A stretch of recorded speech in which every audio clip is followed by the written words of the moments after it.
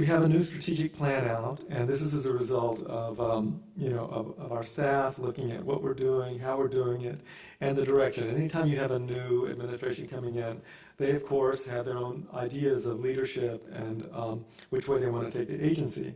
Well, my feeling and impression as a result of the strategic plan and the discussions we've had is that this leadership team really wants to continue to build very strong and deep roots as far as the importance of artists and artist organizations in communities, but deeper and deeper and deeper, so that I was speaking with Cheryl earlier today, the idea that the arts are not an afterthought, they're not a luxury, but they are part of the fabric, the very core, the very roots of communities. And this is not necessarily a new discussion at all. There's been a lot of work done in this direction. But I think that the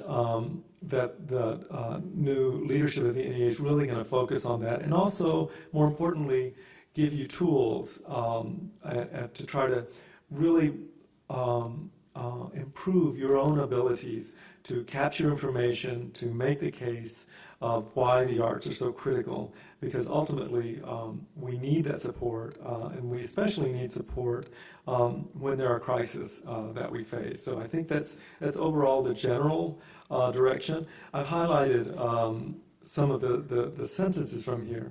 One of the starting sentences is art makes an impact on individual lives, but also on neighborhoods, towns, and cities. And these are things that you all know already, living and being in the arts. But again, looking at the silo mentality, we're not only communicating with ourselves, but also communicating with decision makers for support. Another issue is that the NEA programming must be responsive to the changing landscape of the arts and arts participation. You probably heard a lot of talk about arts participation.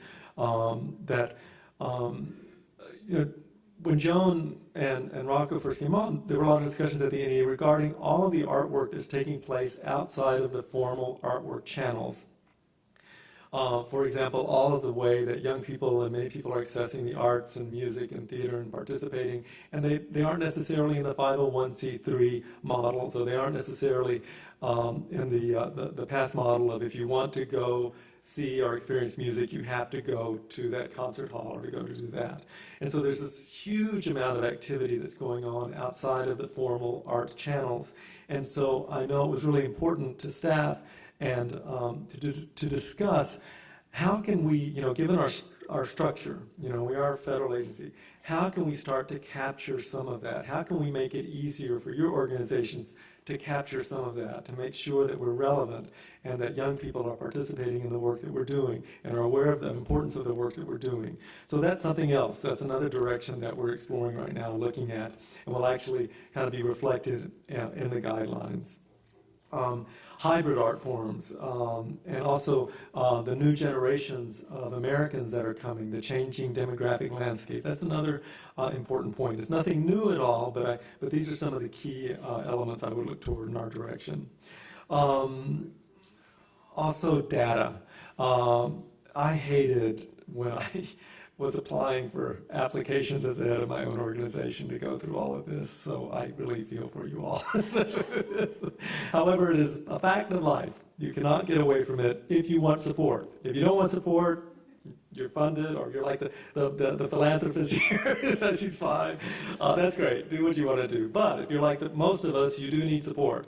And actually, I even think that organizations that have the luxury of being in their own silos sometimes aren't doing a service to themselves, because oftentimes what they're doing isn't shared through this process of panels and colleagues and what you're doing. So anyway, it's just the reality of it. And so we are going to be, I think, looking at guiding you as organizations to get more of the data and to verify what you're doing is being done. And I think that'll benefit the entire field and your own organizations. Another key phrase that you'll hear from us is livability in communities. That ties into what I said earlier about how important the arts are.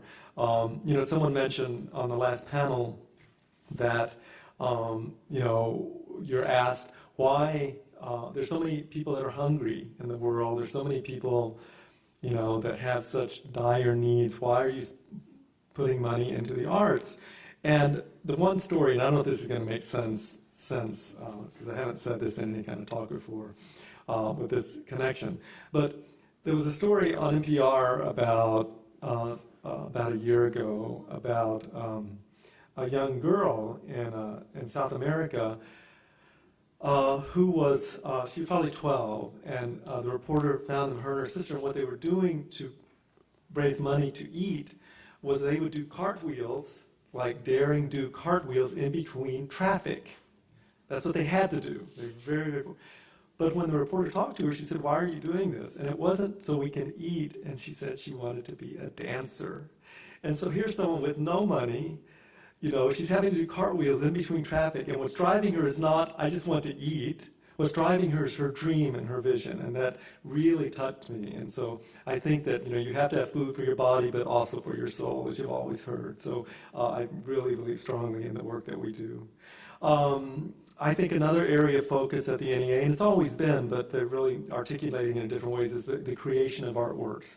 I know that supporting new artists, and that's what your field is so critically about, is the incubation and creation and giving opportunities to artists. I think that's going to be another very strong focus there at the agency. So these are online. The new strategic plan is online, and we're working on guidelines, and guidelines will be coming out probably in January. So be looking for that. Again, it's nothing to be alarmed about. It's all of you are still be applying with your programs, but there will be some different shifts of emphasis, and you'll see them in the guidelines. And then as you read them, or your staff reads them, make sure you give us a call, because we're already in discussions right now, planning, because there'll be a lot of questions, and what does this mean, and how do I apply? So, just pick up the phone, give us a call, and we'll be happy to answer any questions that you have. The only other program that we have coming down is a program called Our Town. The chairman is from the theater world, so it would be called something along that line. But it's again tying into how your organizations work and are so much a part of your communities. So that's basically my update now as far as what's going on at the National Endowment. Our programs are moving forward, and still artist communities is still very strongly supported there at the agency, and so that's about where we are with that.